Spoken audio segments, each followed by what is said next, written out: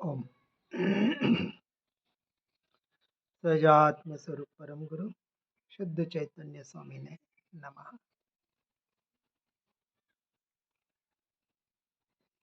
सुन्न स्वभाव में गाथा 7 में कह रहे हैं, दिगारो न ठिकाने रही जाई।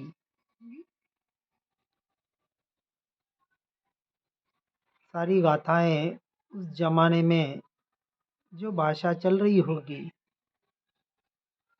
600 साल पहले, उसको यहाँ खोलने का प्रयास किया गया है। अपने को भाषा में और शब्दों में न अटकते हुए सार को लेने का ही प्रयास करना है। कल हमने देखा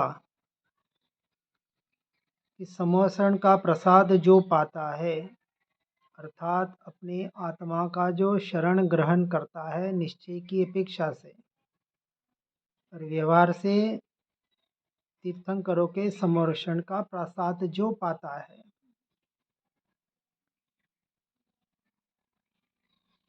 और उसमें रुचि लेकर श्रद्धान को पक्का करके जो अपने स्वरूप और स्वभाव की साधना करता है,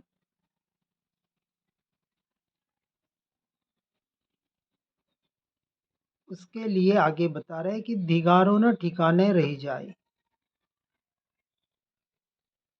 तो आत्मा के किसी भी प्रदेश में भी कर्मों की राशि अर्थात ढेर, दिगारा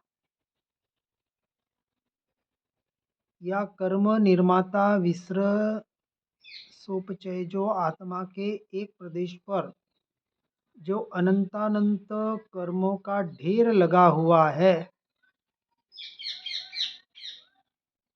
और व्यवहार की अपेक्षा से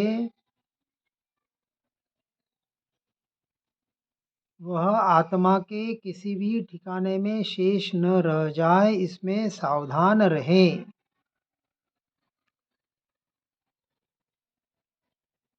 अनादि काल से व्यवहार की अपेक्षा से जो हम कहते हैं कि आत्मा के प्रदेशों पर कर्मों का आवरण चढ़ा हुआ है,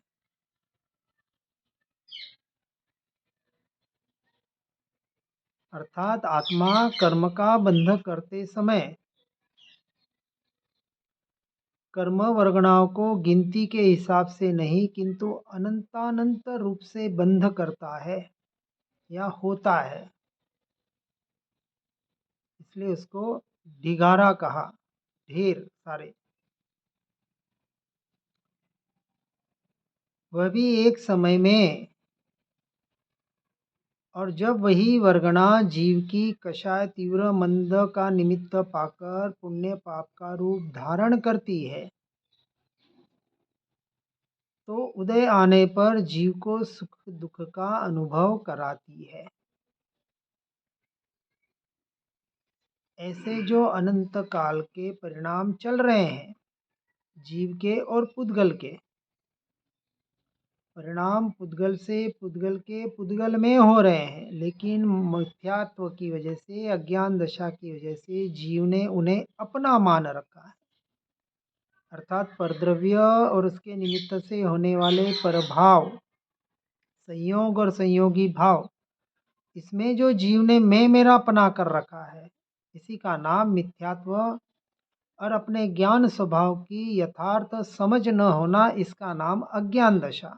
ये दोनों दशाएं जीव को भटका रही है, भटकाने का कारण बन रही है। इसलिए कर्मकृत सुख दुख से बचने के लिए, इससे दुख तो कर्मकृत है, उससे तो हर जीव बचना चाहता है, लेकिन बाहर जो ये सुखाभास हो रहा है जिसमें जीव मिथ्यात्व से, अज्ञान दशा से सुख बुद्धि कर रहा है, घर स्त्री पुत्र परिवार आदि या शरीर आदि, ये जो कर्मों के उदय के परिणाम, इससे जो सुख दुख मिल रहे हैं, उसमें मैं मेरा अपना करके यह जीव अपने आप को सुखी दुखी मान रहा है नहीं है। जीव निश्चय से स्वभाव से तो अनंत सुखमय है, आनंदमय है, ज्ञानानंद स्वभावी है, लेकिन उसका यथार्थ रूप से स्वीकार नहीं कर पा रहा है, उसका श्रद्धान नहीं कर पा रहा है, इसलिए बाहर और बाहर ही भटक रहा है। और उससे बचने के लिए अपनी कषायों को मंद रूप में रखने का पुरुषार्थ, अर्थात पहले अनंतानुबंधी कषाय से छूटने के लिए पर से मैं मेरे पने की मान्यता से छूटना, और जब पर के मैं मेरे पने से मान्यता से छूटेगा, वह पर में रह कैसे, फिर वो पर से भी छूटता जाएगा। किस लिए? क्योंकि उसे अब लक्ष्य मिल गया अपने स्वभाव और स्वरूप रमणता का, जिसके आधार पर अनंत गुणा कर्मों की संवर और निर्जरा होगी। जैसे अनंत गुणा ढेर के ढेर कर्म बंधते हैं, वैसे ही एक समय में अपने स्वरूप की लीनता से अनंतानंत कर्मों का संवर और निर्जरा होती है, क्षय होता है। इसलिए कषायों के स्वरूप को भी यथार्थ रूप से समझकर कषायों के संपर्क से दूर रहने का भाव होता है। स्वरूप ही नहीं समझा तो आगे कैसे बढ़ेंगे? और जब स्वरूप समझ में आता है, स्व का और पर का, तो नियम से आत्मबल प्रकट होता है, और जिससे फिर आत्मा का काम करने का पुरुषार्थ जागृत होता है। यही एकमात्र सुखी होने का, परमानेंट सुखी होने का मार्ग है। शाश्वत सुख की प्राप्ति की बात चल रही है, टेम्परेरी नहीं। और ऐसा जीव आगे बढ़ते हुए उस परम पद को पर्याय में प्रकट कर सकता है। मूल आधार जीव का ही, स्वयं का ही स्वरूप और स्वभाव है, अपनी आत्मा ही है, उसी का आश्रय करने योग्य है। अन्य कुछ भी आश्रय करने योग्य नहीं है, जिससे जीव केवल ज्ञान या तीर्थंकर पदवी को प्राप्त कर सकता है। तो आगे की गाथा में कहते हैं, मिलन 72 जिनालय 72, अर्थात वर्तमान की 24वीं, भूतकाल की 24वीं और भविष्य की 24वीं, ऐसे त्रिकाल 24वीं को मिलाकर 72 कहा। अनंतानंत जीवों में, अर्थात 10 कोड़ा कोड़ी काल में मात्र 24 तीर्थंकर होते हैं।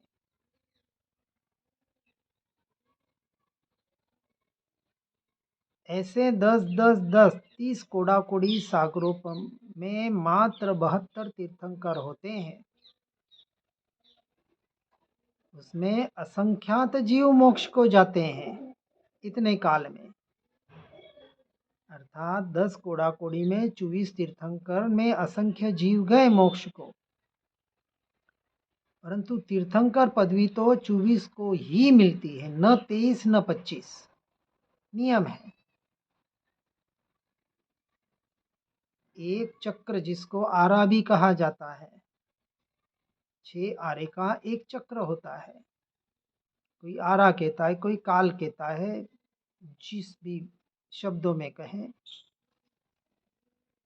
यह तो व्यवहार की अपेक्षा से सातिशय पुण्य की दुर्लभता से तीर्थंकर पद की प्राप्ति की बात बता रहे हैं, लेकिन केवल ज्ञान के लिए तीर्थंकर होना जरूरी नहीं है।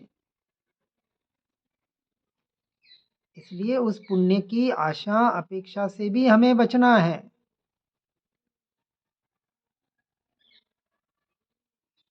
इसलिए मात्र यहाँ भव्य और अभव्य की अपेक्षा से बात समझना है, कि जिसे अभी अपनी आत्मा की, स्वरूप की, स्वभाव की रुचि ही नहीं है, वह भव्य जीव कैसे कहा जाए? पढ़कर सुनकर भी ठीक है, आत्मा फात्मा क्या होता है, हमें क्या करना, जो उसमें रुचि नहीं लेता है, सुन के पढ़ने के बाद उसे भव्य कैसे कहा जाए? उसे अभव्य भी नहीं कह सकते। हो सकता है आगे उसको रुचि आ जाए। हमें किसी की परीक्षा नहीं करनी है, हमें स्वयं की परीक्षा करनी है। सारा उपदेश हम पढ़ते सुनते हैं, दूसरों के लिए नहीं करना है। स्वयं मैं कहाँ हूँ, मुझे क्या करना है। इसलिए ऐसे सातिशय पुण्य से भी बचना, तो 9वीं गाथा में कहते हैं अवकाश प्रवेश, अर्थात एक जीव के असंख्यात प्रदेश, एक एक प्रदेश के ऊपर अनंत अनंत कर्मों की वर्गणाएं बैठी हुई है। आच्छादित उन्होंने किया हुआ है उन प्रदेशों को आत्मा के।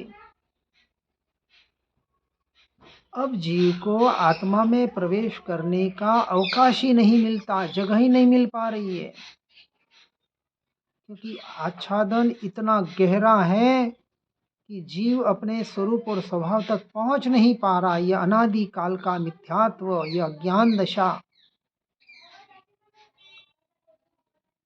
अपने घर के ऊपर किसी और ने अधिकार कर रखा है।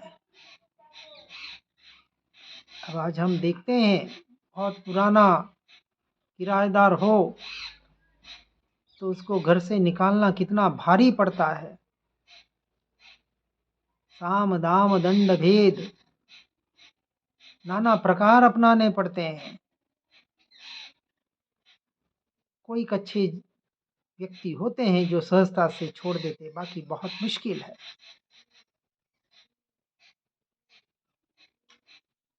और अपने घर में हम प्रवेश नहीं कर पाते, और हम भी बाई चांस बेघर हो जाए तो अब कहाँ रहेंगे।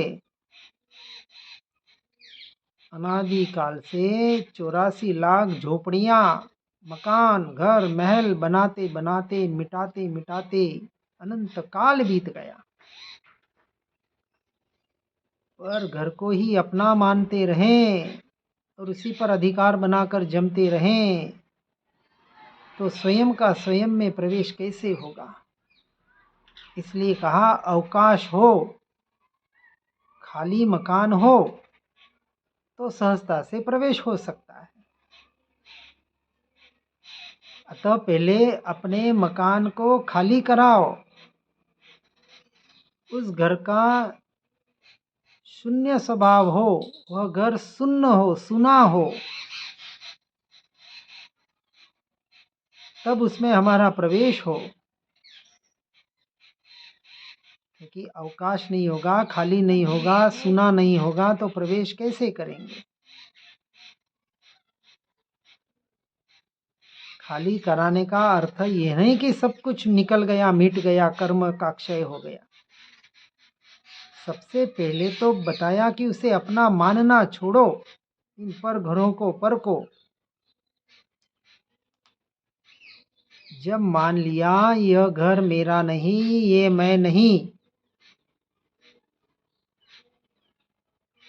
तो अपने आप वो खाली हो गया।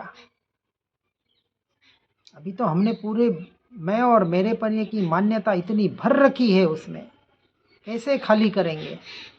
खाली करने को टाइम लगेगा। दावा करें, कुछ भी करें, कहते ही खाली करने वाले विरले होते हैं। अब अनादि का कचरा भरा हुआ है तो खाली करना तो बहुत मुश्किल है, एकदम नहीं होगा।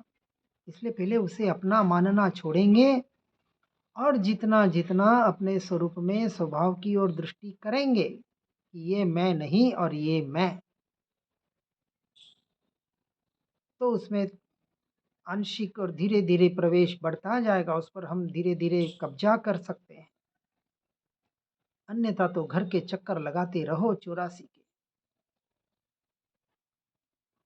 इसलिए अर्थ को पहले ऐसे दृष्टांतों से, ऐसे किसी अपेक्षा से छोटे से शब्दों में विशाल अर्थ कहने की परंपरा महापुरुषों की होती थी। इसलिए सूत्र के गहराई में उतरना पड़ेगा। और सूत्र की गहराई में मात्र वो भी पंडिताई हो जाएगी। उसको सुनकर, समझकर अपने भीतर उतरने का प्रयास करना पड़ेगा। हम क्यों सुन समझ रहे हैं? दूसरों को समझाने के लिए नहीं करना है। समझाना हो जाए तो ठीक और न हो जाए तो ठीक। इसलिए शब्दों की सरलता और अर्थ की गंभीरता पर विचार करें और फिर अपनी ओर भी देखते जाएं कि मैं कहाँ हूँ, मुझे क्या करना है। तब तो कहा कि कुछ मिलन बहत्तरी का आनंद आवेगा। हमारा भी उस केवल ज्ञानियों में नंबर लगेगा।